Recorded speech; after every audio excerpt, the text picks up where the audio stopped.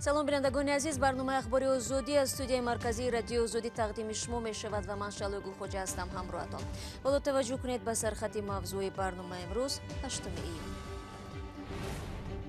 Кумитаи амнияти миллӣ раиси шаҳри Кӯлобро бо иттиҳоми фасодкорӣ дастгир кард, ба ин вазифа нафари дигар таъин шуд. ва дар Узбекистон раиси вилояти Фарғона дар пайи ҷанҷоли марзии ҷазира қаламрави Сӯхи Узбекистон бо деҳаи Қирғизистон аз вазифа барканор гардид. дар ҳоле ки истоди ҷумҳуриявӣ доштани ниқоби тиббӣ дар Тоҷикистон роҳат мекард, баъзе аз сокинони Душанбе ин талаботро нодида мегиранд. медонем ки кам шудистане ки хай боусу болодиё бо медонам. имрӯз Кумитаи давлатии амнияти миллӣ аз боздошти раиси шаҳри Кӯлоб хабар дод. мақомоти амниятӣ Баҳром Иноятзодаро ба фасодкорӣ муттаҳам медонанд. Иноятзода ҳамагӣ 1 сол дар ин вазифа кор кард. Кумитаи амнияти миллӣ мегӯяд, ба зидди Баҳром Иноятзода парвандаи ҷиноӣ боз кардаанд ва онро ҳамроҳ бо Додистони кулли Тоҷикистон таҳқиқ мекунанд. тафсилотро Маҳмуҷон Раҳматзода дар даст дорад. Кумитаи амнияти миллии Тоҷикистон эълон кард, ки Баҳром Иноятзода раиси шаҳри Кӯлобро бо иттиҳоми фасодкорӣ дастгир кардаанд. Дар баёнияи расмӣ ки рӯзи 8 июн хабаргузории Ховар нашр кард, гуфта шудааст, ки Баҳром Иноятзода барои содир намудани ҷиноятҳои дорои хусусияти коррупсионӣ дастгир карда шуд. дақиқан гуфта нашудааст, ки Баҳром Иноятзода бо ришватхорӣ, қаллобӣ ва ё кадом ҷиноятҳои иқтисодии дигар муттаҳам мешавад. аммо дар баёния омадааст, ки қабл аз ин рӯзи 27 май ронандаи раиси шаҳр Хурсандали Хуррамов ва мудири қабулгоҳи раис Фирӯз Қурбонов бо иттиҳоми қаллобӣ дастгир шудаанд. ба гуфтаи Кумитаи амнияти миллӣ ҳарду боздоштшуда зимни бозпурсӣ шаҳодат доданд, ки бо супориши раиси шаҳр қаллобӣ кардаанд. нисбат ба Баҳром Иноятзода аз ҷониби Кумитаи амнияти миллӣ ва додситони кул парвандаи ҷиноятӣ оғоз гардида, тафтишоти пешакӣ идома дорад. Баҳром Иноятзода моҳи майи соли гузашта раиси шаҳри Кӯлоб таъин шуда буд. бо фармони президент Қодир Вализода собиқ раиси шаҳри Турсунзода аз вазифаи худ озод ва иҷрокунандаи мақоми раиси шаҳри Кӯлоб таъин гардид. ҳафтаи гузашта миёни сокинони деҳаи чашмаи ҷазира қаламрави Сӯхи Узбекистон ва деҳаи назди марзии Қирғизистон заду хурд сурат гирифт. бино ба итлои расмӣ дар ин муноқиша 187 шаҳрванди Узбекистон ва 25 зодаи Қирғизистон захмӣ шуданд. дар пай заду хурд сарвазири Узбекистон ва раиси Фарғона ба маҳалли ҳодиса рафтанд. сафари раҳбари Фарғона, ки бо дуруштгапиаш маъруф аст ва суҳбаташ бо сокинон, ин навбат ӯро аз курсӣ маҳрум кард. Искандари Хоҷа Мирзода бо тафсилоти бештар.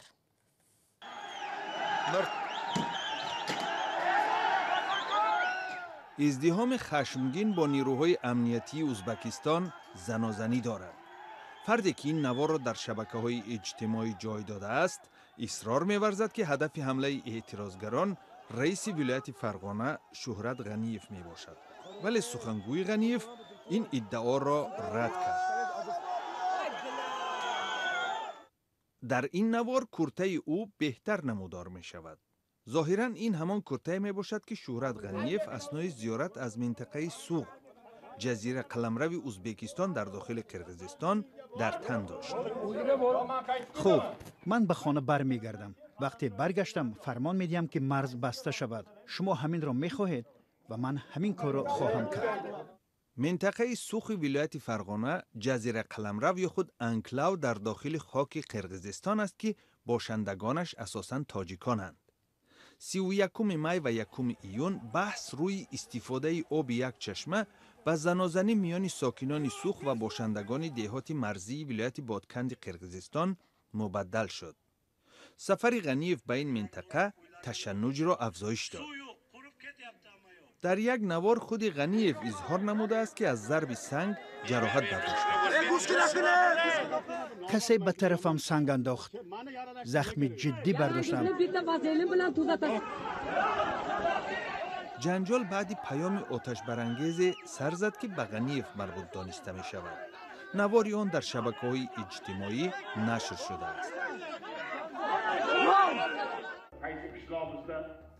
медонед мо ба деҳаи ҷанҷолии Сӯх чӣ кор мекунем, ҷаноби Фарҳод? мо онро аз харита нест мекунем. 1 июн сарвазири Узбекистон Абдулло Орипов ба Сӯх сафар карда аз Ғаниев хост бо мардуми маҳал муросо кунад. аммо издиҳом истеъфои ӯро дар миён гузошт. Hanif gelip bir yerde Kenan Puşesini haritada uçup taşınma gitti. بحث سوخ حالا از بین نرفته است، ولی اکنون با حل این بحث احتمال کسی دیگری مشغول شود. бармегардем ба тоҷикистон. вазорати тандурустии тоҷикистон эълон кард ки рӯзи 7 июн коронавируси нав боз ба 76 нафари дигар сироят намудааст. ба ҳамин тартиб шумораи умумии гирифторон ба 4529 нафар расид. намояндаи созмони ҷаҳонии тандурустӣ дар тоҷикистон бар ин аст ки ҳанӯз авҷи бемории ҳамагир паси сар нашудааст. дар ҷомеа низ аз эҳтимоли сар задани мавҷи дуввуми беморӣ нигаронанд. аммо бо ин вуҷуд ҳамкорони мо мегӯянд рӯзҳои ахир теъдоди ҳарчи бештари сокинон дар душанбе бидуни ниқобҳои тиббӣ мегарданд. бениқоб гаштани мардуми зиёд дар душанбе боиси нигаронии мақомот ва ҳам гурӯҳи дигари сокинони шаҳр шудааст. агар чанди пеш хиёбонҳои душанбе хеле камодам буду мардум ҳатман бо ниқоби тиббӣ ба берун мебаромаданд, ҳоло дар шаҳр теъдоди зиёди одамонеро дидан мумкин аст ки бидуни ниқоб сайру гашт мекунанд. ба гуфтаи ин гурӯҳи сокинон дар гармии зери 35 дараҷа зери ниқоб нафас кашидан мушкил аст. не, ман аз қабл ҳам дар кӯча бениқоб мегаштам. фақат вақте вориди ягон бино мешудам, ниқоб мепӯшидам. аз сӯи дигар дар кӯча мардум кам аст. медонем ки кам шудистане ки хай бо субологиё бо медонанд чи хела ай кам шудиста пешравӣ хела соза садораш ки хела пешравӣ дора. албатта мепӯшам, вале имрӯз саросема аз хона бениқоб берун шудам. зебо тоҷибоева хабарнигор ва фаъоли ҷамъиятӣ ки худ чанди пеш бемории ковид-19ро аз сар гузаронид, бовар дорад ки изҳороти вазири тандурустӣ дар бораи беҳтар шудани вазъият ба ин беморӣ боис шуд ки мардум чораҳои бехатариро риоя накунанд. ба гуфтаи ӯ мардум то ҷои фориғбол шуданд ва ин ҳам сабаби якбора боло рафтани мизони маргу мир шуд. Я не знаю, почему делаются такие заявления. ман намефаҳмам ки чаро чунин изҳорот медиҳанд. ба чӣ мутақоид кардан мехоҳанд моро? ба ин ки дар кишвар вазъ хуб аст ё ин ки шумори сироятёфтагон кам аст? ман мушоҳида кардам ки дафъаҳои ахир дар шабакаҳои иҷтимоӣ хабари марги одамон зиёд шудааст. В соцсетях о том, что кто-то умер, стало опять больше. сарвазир ва аъзоёни дигари ситоди ҷумҳуриявии муқобил бо ковид-19 эълон кард ки استفاده نقاب‌های محافظتی طبی حتمی است و افراد بی‌نقاب در شهر جریمه کرده می‌شوند. آنها از ساکنان نواحی کشور دعوت کردند که از سفر به پایتخت خودداری کنند.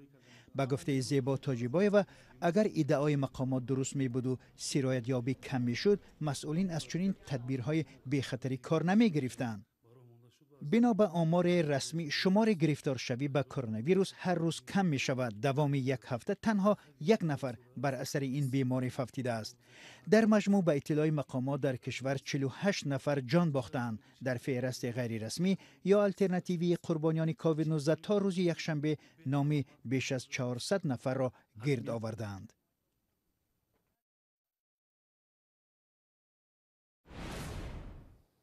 بینندگان عزیز، تا این دقیقه برنامه درباره بازداشتی раиси шаҳри Кӯлоб ва баканории раҳбари вилояти Фарғона гузориш доштем. ҳамчунин аз он гуфтем ки сокинони Душанбе талаботи пӯшидани ниқоби тиббиро риоя намекунанд. ҳоло як огаҳӣ пешниҳоди шумо мешавад ва баъд аз он барномаро бо матолиби дигар пай мегирем. бо мо бимонед.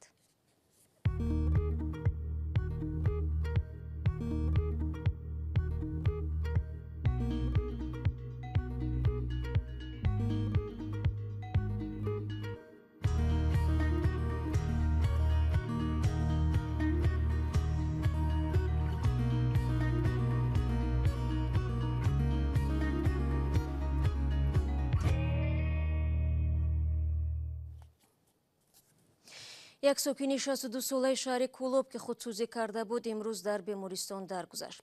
ظریف عبداللهیف 6 ایون در نزد بینای ریاست مالی شهر کولوب خودش را تشخیص داد. با گفته مسئولان آگاه از قضیه، نام برده با اداره مالی کولوب همکاری داشته است و مؤسسه‌های تو مکتبی کولوب را با مواد غذایی تامین می‌کرده است. ریاست مالی پولی که او برای رساندن غذا به مؤسسه‌های تو مکتبی صرف کرده بود برنمیگرداند. شاهدان گفتند که عبداللهیف از در اداره مالی بیرون آمده با یک چند ضربی کرد خودش را زخمی کرد و بدن آتش زد. مقامات رسمی تا کنون قضیه را توضیح ندادند. بنا به بعضی از خبرها مقامات انتظامی میخواهند در این زمینه با مدعی رسانیدن به خودکشی پرونده باز کنند. وزارت کارهای داخلی روسیه تصمیم دارد زمین‌ای را با نام مهاجر تهیه نموده شهروندان خارجی موظف می‌شوند که آن را در تلفن‌های خود نصب کنند. چنین پیشنهاد در دایره دورنمای رشد مهاجرت در روسیه تا سال 2025 وارد کرده شده است. زمین‌ای مذکور تمام معلومات انفرادی را درباره شهروند خارجی که به روسیه می‌آید در بر خواهد گرفت. نظر مهاجران و حامیان حقوق درباره این افغانی را همکاران ما از تلویزیون نسته شهری می‌پرسیدند. گزارش رو میرزونبی خالقزاد تقدیم میکند. عباسبک 5 سال می شود که در مسکو است، چون اکثر مهاجران وی پیوسته از سامانه بخش مهاجرت وزارت کارهای داخلی روسیه استفاده می کنند. در این سامانه معلومات درباره آماده شدن سندهای بود و باش و از همه مهم بسته یا باز بودن حق ورود این یا آن شهروندی خارجی به روسیه دسترس است. این مسئله است که صدها هزارها مهاجران را تشویش می دهد. عباسبک میگوید سامانه مذکور مفید است ولی عملا در بیشتر موارد باز نمی شود. آنها بعضا معلومات ناصحیح را پیشنهاد می کنند. مثلا وقتی یک نفر ورودش به روسیه منع است، آنجا می نویسند که باز است. بیشتر مهاجران از خدمات پولکی افراد حقوقی استفاده می کنند.